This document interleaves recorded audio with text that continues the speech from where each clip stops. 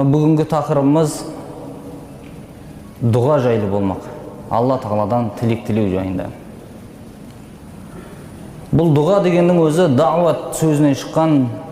Дұға дейміз қазақ тілінде де, шақыру, тілеу деген мағыналарға келеді. Бұл дұғаның адамның өмірінде маңыздылығы. Расында адам баласы жаратылғаннан кейін өзінің табиғатында Алла тағаладан тілеу деген бір өзінің табиғатында бар қасиет. Ал егер адам баласы сенімі дұрыс болмаса, күш құдіреттің баршасы бір Алла тағалада деп сенбейтін болса, я болмаса сенімінде бір қателік бар болатын болса, адам көрінген нәрседен жәрдем сұрап кетеді. Қол жайып, кез келген жерде бір әулие тал екен, басқа екен, анау екен, мынау екен деп адам жаңа қол жайып тілек дұғада болып кетеді бірден. Соның үшін ислам діні тек қана Алла тағаладан тілеу керек екендігін келтірген. Алла тағала, білесіздер, Құран Кәрімдегі теңізде жүрген адамдар жайында хабар береді. فَإِذَا رَكِبُوا فِي الْفُلْكِ دَعَوُا اللَّهَ مُخْلِصِينَ لَهُ الدِّينَ. Олар теңіздің бетіне кемемен шыққан уақыттарында Алла тағалаға ықыласты түрде дұға қылады дейді. Өзіңіз ойлап көріңіз, теңіздің бетіндесіз. Оң жақ, сол жағыңызға, алдыңызға, артыңызға қарасаңыз баршасы қара түнек су. Жаға көрінбейді ешқандай. Адам баласы мүмкін емес қараса бір дауыл ұрып кемені теңселте бастады. Адам мүмкін емес дейді бұндайда. Бір құтқарушы бар деп Алла тағалаға бірден алақанын жайып дұға қыла бастайды. «Ләин әнжана мин хазихи ланакунанна минаш шакирин». Егер біз осыдан құтқаратын болсаң, біз шүкір етеміз дейді. Қазақша айтқанда бір мал құдай деп бірден атайды. Бірақ «Фәләмма наджахум иләл барри иза хум юшрикун» дейді. Бірақтан оларды жағаға шығарған кезде аман есен бірден Алла тағалаға ортақ қоса бастайды дейді. Осы Аллаға ортақ қосады деген жерін алған кезде тәпсірлегенде ғалымдарымыз айтады, кемеміздің мықтылығынан құтылдық деген секілді басқа әңгімелерге бұрайды дейді. Алла тағаланың құтқарғандығын, Алланың нығметін еске алмастан кемесіне, я болмаса жолдағы көлігіне сенеді деген сияқты. Жолда қалып кеткен адам да сол ғой. Егер көлігі от алмай тұрып, кейін от алып кеткен болса, басып едім от алып кетті, бір Құдайдың кеңшілігі деп айтпайды. Адам көлігімнің мықтылығынан деуі мүмкін, я басқа теңейді. Соның үшін күш құдіреттің баршасы Алла тағаладан екендігін білу керек екенін Алла тағала Құранда ескерткен. «Уд'у раббакум тадарруан ва хуфия иннаху ла юхиббул му'тадин». Раббыларына жалбарына отырып іштей дұға қылыңдар, өйткені ол шектен шыққандар жақсы көрмейді дейді. Осы аятта дұғаны жалбарына отырып іштей жасау керек екендігін алға тартқан Алла тағаланың өзі. Негізгі дұғаның іштей жасалғандығы. Ең қатты шыққан даусының өзі еститіндей дәрежеде дұға жасаған ең жақсысы. Және жалбарына отырып, шынайы тілектің қабыл болатындығына сене отырып дұға жасау керек. Алла тағала шектен шыққандар жақсы көрмейді деген жалғасында аяттың осын тәпсірлеген уақытта ғалымдар түрлі мағына берген. Дауыстап, айқайлап дұға қылуды кіргізгендер бар болған. Жоқ деген бұл кірмейді деп басқалары шектен шығу дегенге мына мағынаны берген. Алла тағаланың қойған шегінен шығу деген мағынаны бергенде, бұл шек қандай деген кезде Алланың рұқсат бермеген адамдарына дұға жасау деген. Мысалға, Аллаға қарсы болған күйде өлген адам, анық ол қарсы екендігі, кәпір күйінде өлді. Бұл адамға дұға жасау дұрыс емес екендігі. Алла осындай шектен шыққандар жақсы көрмейді деген. Кәпір күйінде өлген болса да оған дұға қылып жатса, ол шектен шығу болады. Мысалға, Ибрахим пайғамбар өзінің әкесін дінге шақырған уақытында әкесі оған қарсы болған. Егер сен менің айтқанымды істемейтін болсаң, мен сен таспен ұрып өлтірем дейді. Сонда сәламун алейк дейді, саған сәлем, есендік болсын. Сәстағфиру ләка робби, Раббымнан саған кешірім сұраймын дейді. Сонда бірақ сол дұғасын жасап жүріп, қайтыс болғаннан кейін де дұғасын жасайды. Бірақ Алла тағала Ибрахим пайғамбарға хабарын береді, ол Алла тағалаға қарсы болған күйде өлді Раббыңа деп хабарын бергеннен кейін табарра минху дейді, одан ұзақ болды дейді. Яғни әкесіне дұға қылуын тоқтатқан дейді. Шектен шығу деген осы дейді. Кәпір адамдарға дұға қылу дейді. Соның үшін дұға, тілек, Алланың кешірімі мұсылман адамға жасалатындығы. Оны ұмытпауымыз керек. Осы шектен шықпай дұрыс дұға қылу болып есептеледі. Енді бұл дұғаны пайғамбарымыз саллаллаху алейхи уассалам ад-дуа хуал ибада деген, дұға ғибадат деп айтқан. Қалай дұға ғибадат болады? Өйткені адам алақан жайып, өзін әлсіз деп сезініп, алдындағы тұрған нәрсені күшті деп сезініп, соның алдына қолын жайған үшін бұл ғибадат болып есептеледі. Дұғаның, ғибадаттың негізі дұға. Негізі дұға болғандықтан дұғаны ғибадат деп айтқан. Сіздер көрмейсіздер ме? Алла тағала Құран Кәримде мушриктер жайында айтқанда, яғни Аллаға ортақ қосқандар жайында айтқанда, «Валлазина яд'уна мин дунилла» дейді. Алладан өзгеден тілек тілегендер дейді. Алладан басқадан тілек тілегендер. Олар ғибадат қылып жатқан үкімінде болады, мушриктердің үкіміне кіргізген. Ислам дініміз соның үшін тек қана бір Аллаға ғана дұға жасалады, бір Аллаға ғана құлшылық жасалатындығын бекіткен. Бір күні Ибн Аббас айтады: мен пайғамбарымыз саллаллаху алейхи уассаламның артында едім деген. Бірақ артында дегенде хадистің шархын көрсеңіз, есекке мінгесіп келе жатқан екен артында. Сонда пайғамбарымыз саллаллаху алейхи уассалам айтты: «Я ғулам, инни уаллимука калимати». Ей балақай, мен саған сөздер үйретейін дейді. «Ихфазиллаха яхфазка». Алланы есіңде сақта, Алла да сені сақтайды. «Ихфазиллаха таджидху туджахак». Әрдайым Алланы есіңде сақта, Алла алдыңнан шығады үнемі дейді. Яғни ісіңе жәрдемші болады. «Иза стаанта фастаин билла, иза саалта фасалилла». Сыйынсаң Аллаға сыйын, сұрасаң Алладан сұра дейді. Осындай сөздерді үйретті дейді Ибн Аббастың өзі. Яғни Алла тағаладан ғана тілеудің маңыздылығы. Алла тағала Құран Кәримде Нахл сүресінің 20-шы аятында айтады: «Валлазина яд'уна мин дуниллахи ла яхлуқуна шай'ан ва хум юхлақун». Алладан өзгеден тілек тілеп жүргендердің, тілеп жатқан нәрселері, олар жаратылған, ешқандай жарата алмайды дейді. Яғни шипа сұрасаңыз сізге шипа бере алмайды, шипаны жаратып бере алмайды деген сөз. «Ва хум юхлақун» дейді, өздері жаратылған. «Амуатун ғайру ахия», өліп қалған, тірі емес. «Ва ма яшуруна айяна юбасун», қашан тірілетіндіктерін де сезбейді дейді. Өзіңіз сияқты бір жаратылыс деген сөз. Оның алдына барып бас иіп, одан тілек тілеудің қажеті жоқ деген. Тілекті тілейтін болсаңыз, мәңгілік тірі болған, ешқашан өлмейтін бір Алладан ғана тілеу керек. Пайғамбарымыз саллаллаху алейхи уассалам бір күні бір хадисін айтады: «Инна Аллаха та'аля тайибун, ла яқбалу илля тайибан». Алла тағаланың өзі көркем және көркем нәрселерді қабыл етеді дейді. Ең таза болған, жақсы нәрселерді қабыл етеді. Яғни құрбандық жасайтын болсаңыз да, садақа жасасаңыз да, Алла ризалығы үшін бір нәрсе істеген болсаңыз, таза істен істеу керек екендігі. Арамнан болғаннан емес. Алла тағала сондай нәрсені қабыл етеді деген.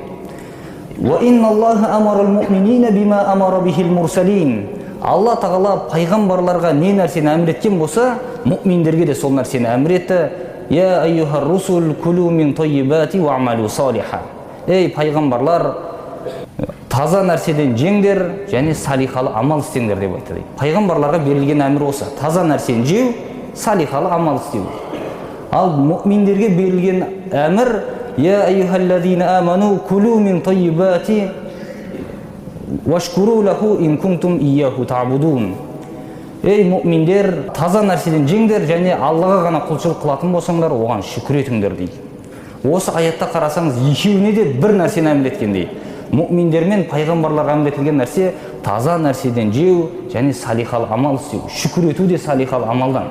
Баршасы бір нәрсе, яғни пайғамбарларға әмір етілген нәрсе мұъминдерге де әмір етілгендігін баяндайды. Сөйтеді да рауи айтады, риwayat жеткізіп жатқан кісі: «Ва закара ражула» дейді, бір адамды еске алды дейді. «Ютилу сафар», ұзақ сапарларға шығып жүрген адам еді.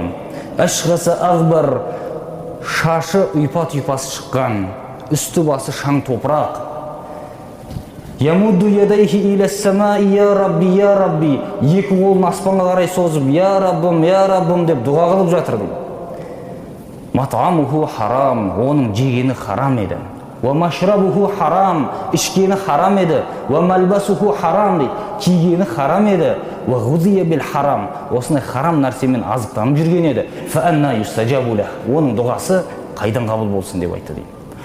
Осы хадисте ғалымдарымыз дұғаның қабыл болуына себеп болатын шарттарды пайғамбарымыз саллаллаху алейхи вассалам айтып кетті дейді. хадисте. Бұның біріншісі не екен? Италатус сафар. Ұзақ сапарға шығу деген. Ұзақ сапарға шығу адамның тілек дұғасының қабыл болуына себеп болады. Сапарда жүрген адам көп тілек тілеу керек соның үшін. Бұның дәлелі ретінде салату даъватин мустажабатин ла шакка фихинна. Үш түрлі тілек дұға бар, бұлар міндетті түрде қабыл болады, оған ешқандай күмән жоқ дейді. Оның біріншісі даъватул мазлуми дейді. Зұлымдыққа ұшыраған адамның дұғасы. Ва даъватул мусафири, сапарға шыққанның дұғасы. Ва даъватул валиди аля валадихи деген. Әкесінің баласына жасаған дұғасы деген. Осы үш түрлі дұға міндетті түрде қабыл болады, ешқандай күмән жоқ деген. Осының ішінде сапардағы адамның айтылуының себебі мына италату сафар деген, ұзақ сапарға шығу дегенмен екеуі бірін-бірі қуаттайды. Біріншісі осы деген. Одан кейін екіншісі ашғаса ва аъбар деген. Бұл ашғаса аъбар дегені шашының ұйпа-тұйпасы шығып, үсті басы шаң басқан адам дейді. Бұл да адамның қор болып жүргендігі. Үсті басын түзеуге шамасы келмей, қор болып жүрген адамның, жолда қалып кеткен адамның, мұндайлардың да тілек дұғасы қабыл болады. Бұл екінші нәрсені көрсетеді. Бұған байланысты пайғамбарымыз саллаллаху алейхи вассаламның хадисі бар: рубба ашғаса ағбар зиттимрайн мадфуун бил абуаб лау ақсама аляллахи ла абаррахум. Бір адамдар бар, үсті басын шаң басқан, шаштары ұйпа-тұйпасы шыққан, киімдері тозып кеткен, есіктерден қуылады дейді, біреудің есігіне барған уақытында. Бірақ сол адам Алланың атымен ант ететін болса, Алла оның антын орындап береді деген міндетті түрде.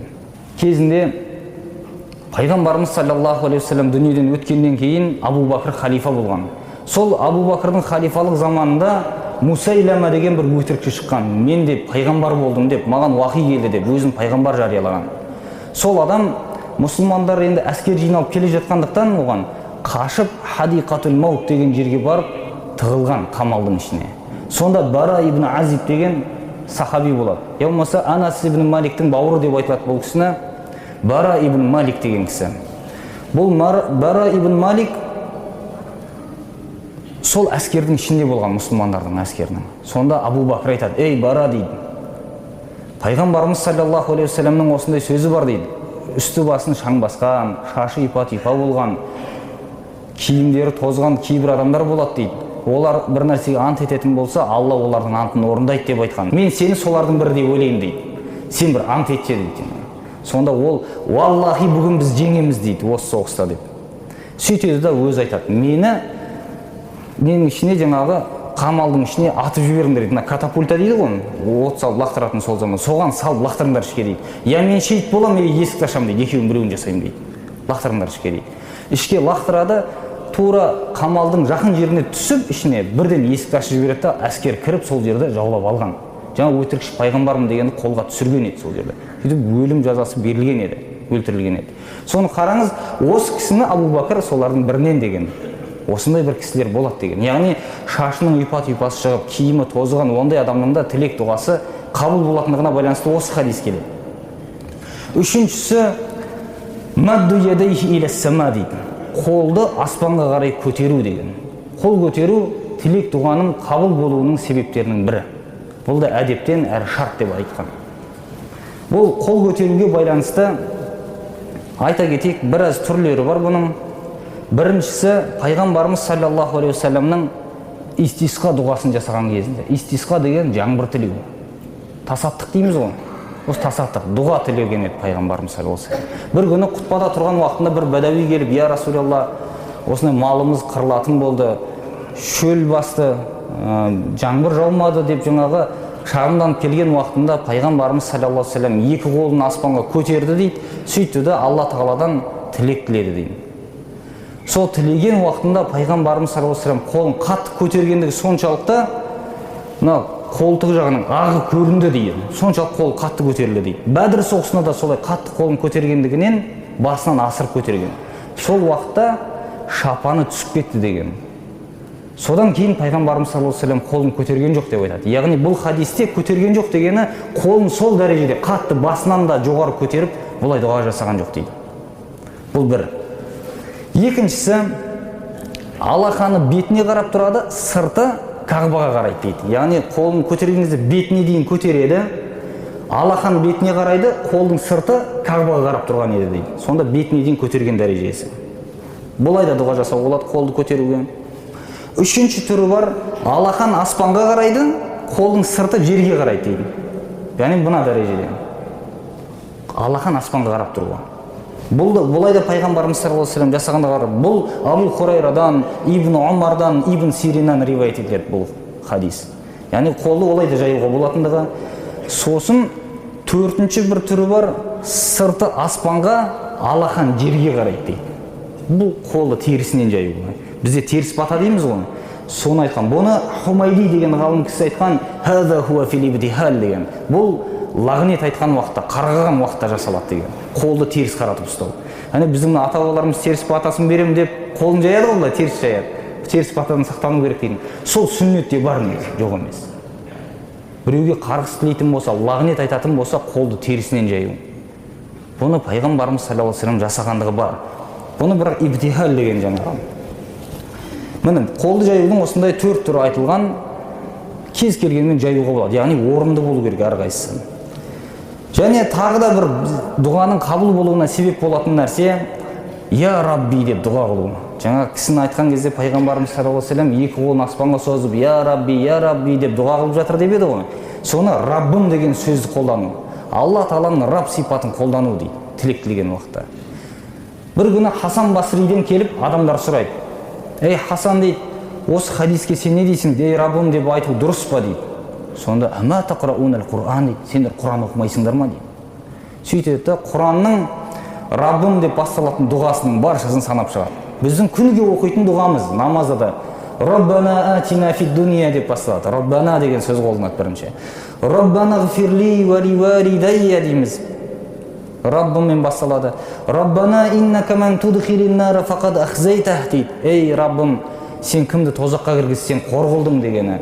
«Раббана ла тухаммилна ма ла тaqata lana bih» дейді. «Ей Раббым, біздің шамамыз жетпейтін жүкті бізге жүктеме» дейді. Қарасаңыз дұғаның баршасы Раббым дегенмен келеді. Яғни Алла Тағалаға дұға жасаған кезде Раббым деген сөз айту керек екендігі.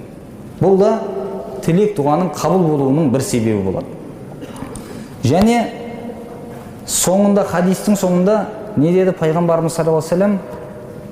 Оның жегені харам еді, ішкені харам еді, кигені харам еді. Сол харам нәрсемен азықтанып жүрген еді дейді. Бұл деген сөз харам нәрсені емес, адалынан жеу, адал тамақ жеу тілек дұғаның қабыл болуына себеп болады. Мұсылман адам жеп отырған тамағының адал ма, арам ба екеніне мән беру керек. Адалын таңдау керек, арамынан қашу керек. Сонда тілек дұғасы қабыл болады. Сендер жалықпасаңдар, Алла Тағала жалықпайды дейді. Сіз дұға қылудан жалықпасаңыз, Алла Тағала қабыл етуден жалықпайды ешқандай. Одан кейін тағы бір түрі бар, намаз арқылы тілек дұға жасау. Сонда намаз арқылы жасалған тілек дұғаның қабыл болатындығы. Құран Кәримде «Истаину бис-сабри вас-салат» дейді. Сабыр етіп намазбен жәрдем сұраңдар дейді. Намаз арқылы. 2 рекат намаз оқыңызда, сол намаздың артынан тілек дұға жасаңыз, Алла Тағала намазыңызды қабыл еткені секілді тілек дұғаңызды да қабыл етеді. Суфиян Сауридің сөзі бар. Кімде-кім амалсыз дұға жасайтын болса, жебі жоқ садақпен атып жатқан сияқты деген. Садақтың жебі жоқ болатын болса, не сатылады? Сол сияқты жасаған дұғасына қарай амал етсін деген. Сонда тілек дұғасы қабыл болады деген. Енді бұл тілек дұғаны пайғамбарымыз саллаллаху алейхи ва саллям айтқан уақытта былай дейді. Сендер асықпасаңдар, Алла Тағала қабыл етеді деген. Сонда сахабилер сұрайды: «Я Расулалла, асығу деген не?» дейді. Сонда мен Алладан тіледім, Алла қабыл етпеді дейді. Тілемей қою дейді. Бір тілеңіз, екі тілеңіз, қайта тілеңіз. Тілек дұға ешқашан көп болмайды. Өйткені имам Ахмадтың риwayatында мына нәрселер келеді. Бір күні пайғамбарымыз саллаллаху алейхи ва саллям айтты дейді. Сендердің тілеген тілек дұғаларының 3 түрі бар дейді. 3-ке бөлінеді бұл дейді. Біріншісі, сіз қиналып Алла Тағаладан тілеуіңіз мүмкін. Бір нәрсені сұрайсыз: «Я Алла, мына нәрсені маған бер» деп. Алла Тағала бірден қабыл етеді, сол нәрсеңізді береді дейді. Бұл бірінші түрі. Екіншісі, Алладан тілейсіз, Алла бұны сізге тілегіңізді бермейді, бірақ соның сауабын ақыретке қойып тұрады деген. Ақыретте сізге үлкен сауап қылып береді. Көп тілесеңіз, тілеген сайын сауап жинала береді деген сөз сізге, ақыретке. Үшінші түрі бар, сіз тілейсіз, Алла сіздің ол тілеген нәрсеңізді бермейді, бірақ басыңызға келейін деп тұрған бәлені тоқтатады сол арқылы деген. Сіз білмейсіз ғой, қазір бір нәрсе тілеп жатырсыз Алладан. Бірақ сізге қазір бір сағаттан кейін басыңызға бір бәле келейін деп тұр. Алла Тағала сол бәлені алып тастайды басыңыздан деген. Яғни Алла Тағала сізге ненің хайырлы екендігін білгендігінен сіздің сұрағаныңыздың орнына басқа нәрсені басыңыздан жаманшылықты алып тастайды. Соның үшін адам, мұсылман адам тілек дұғаны көбейту керек. Көбейту керек. Оның бір рет тіледім, я болмаса кеше тіледім, бүгін тілемеймін деген нәрсе болмау керек. Күніге тілеу керек. Қайта-қайта Алла Тағаладан тілеу керек. Алла Тағала өзіне дұға қылған құлын жақсы көреді. Құран Кәрімде Фурқан сүресінің соңғы аятында Алла Тағала айтады: "Қул ма я'бау бикум рабби лаула дуаукум." Егер сендердің тілек дұғаларың болмаса, Алла Тағала сендерге не деп мән берсін дейді.